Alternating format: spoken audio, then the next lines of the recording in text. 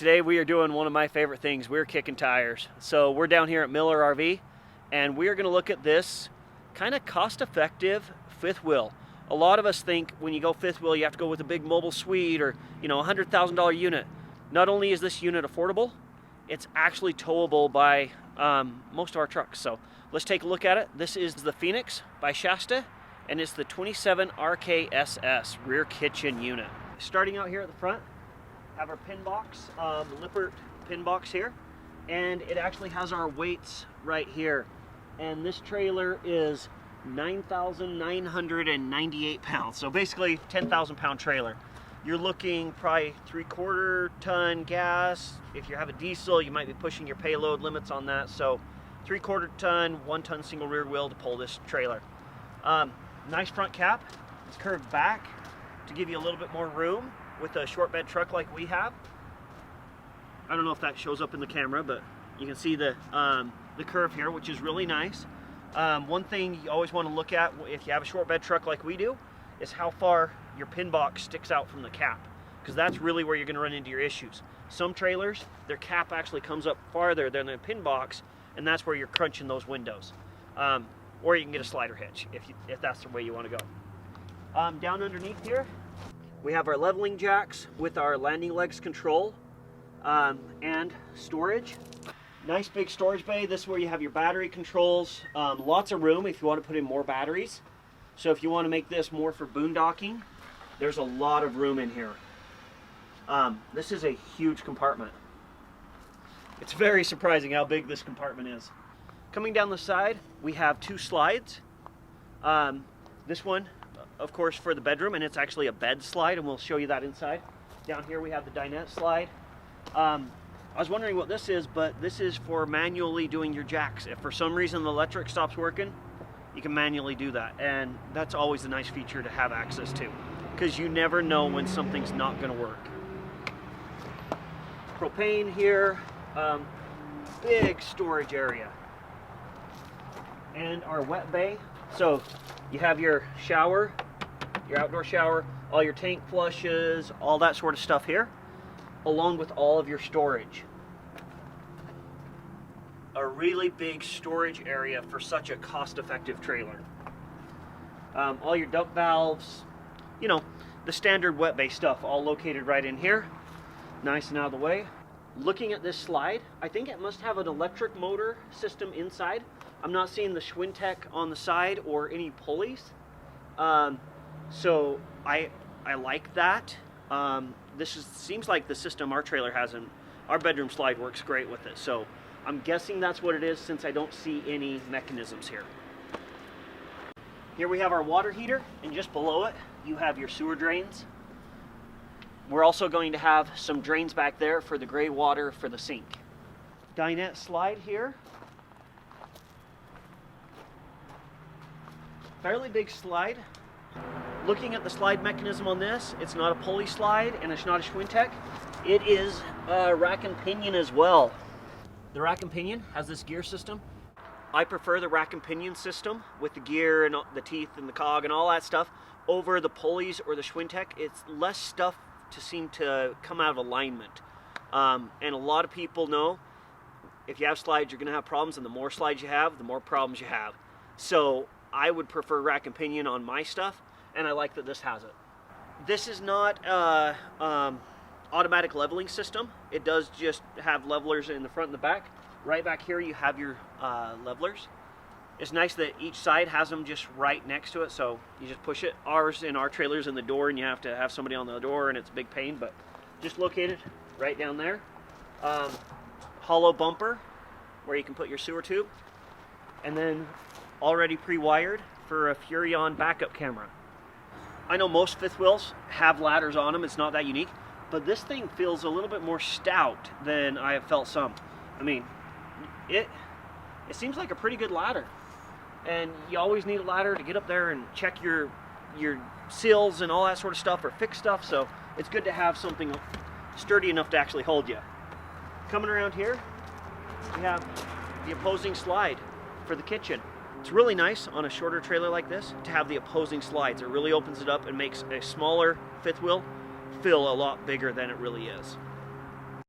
It has the road armor set up by Lippert, which is a really good suspension system for such a cost-effective trailer. Seems like all trailers have went to the solid steps. These are the Lippert these are the Lippert solid steps, and they have the bigger landing right here, which is a really nice thing. The other side of the storage, nice big pass-through storage area. I love that it has the magnetic door latch up here so you aren't hitting your head on stuff. And slam latches, which is nice. Looking up, we have our awning up here. It is an electric awning. Looks to be, I don't know, 16 feet. So nice large awning to give you some nice area outside of the trailer to sit under. And it has outdoor speakers. And I'm thinking that this, you can mount a TV to. So you can bring it out your TV and hook to it or something. I'm assuming that's what that is. Stepping inside, let's check out what the rest of it looks like. So here we are on the inside. You can see automatically that this is a rear kitchen unit with a booth instead of the table and chairs that they traditionally went with. And your living space is right here as well. So let's start off on this side of the coach. We've got our entertainment center here. Quite nice unit. As Jesse would say, lots of room for a big TV. And, you know, extra storage here and there. And the fireplace to give you that little bit of extra warmth and ambiance. There are a couple of cabinets here right next to the fridge. And they are quite deep. So, quite deep. If you really wanted to get a lot of things in there. Traditional fridge and freezer. Good size. Coming into your actual kitchen space, you've got a microwave convection oven here, which is basically the size of a residential, I would say. Good space in there that you can actually use some good sized pans in there. A little wine rack or whatever else you would use that for. More storage down below. Actually, that's your garbage down below.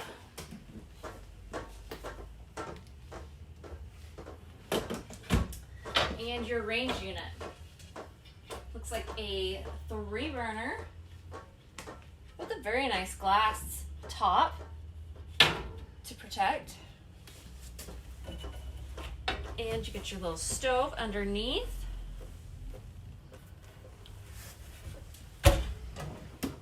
And a really good space down below if you're looking to put pans or anything larger. Alright, so behind me, I would say that this is probably your pantry. Really good space there. Fairly deep as well. As well as overhead storage.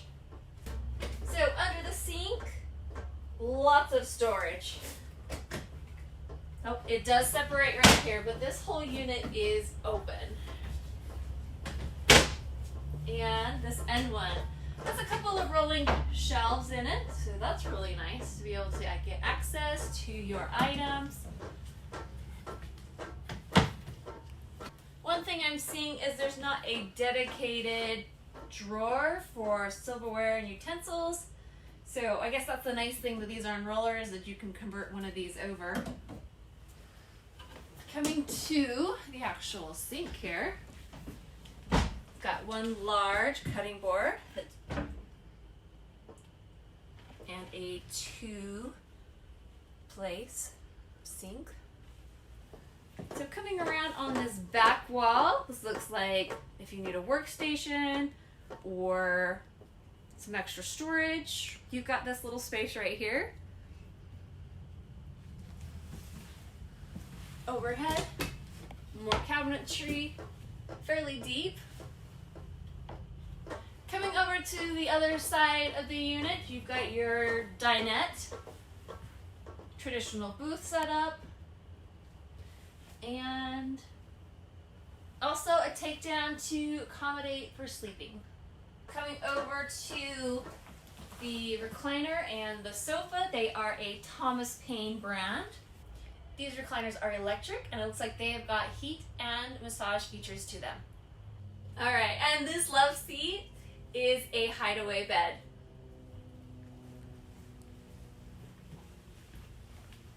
So coming upstairs, I noticed right away we've got all of our controls right here, which is nice to be right by the front door. And then coming into the lavatory, we've got a really nice space for the shower. There is good storage if you need to put towels or whatever else you need to have, and a really nice round sink that's actually a decent size for this trailer. Alright guys, you can see that this shower has ample amount of space. Yeah, I'm about 5'10", and I mean, I'm fitting just fine, so. And you got a few extra inches right there if you are taller. Yeah. Nice shower head. Looks really nice. Coming on back, we are into our master suite here. Looks like this is an RV queen. There is quite a bit of hanging storage in here. And then also below, nice shoe storage or whatever you need it for.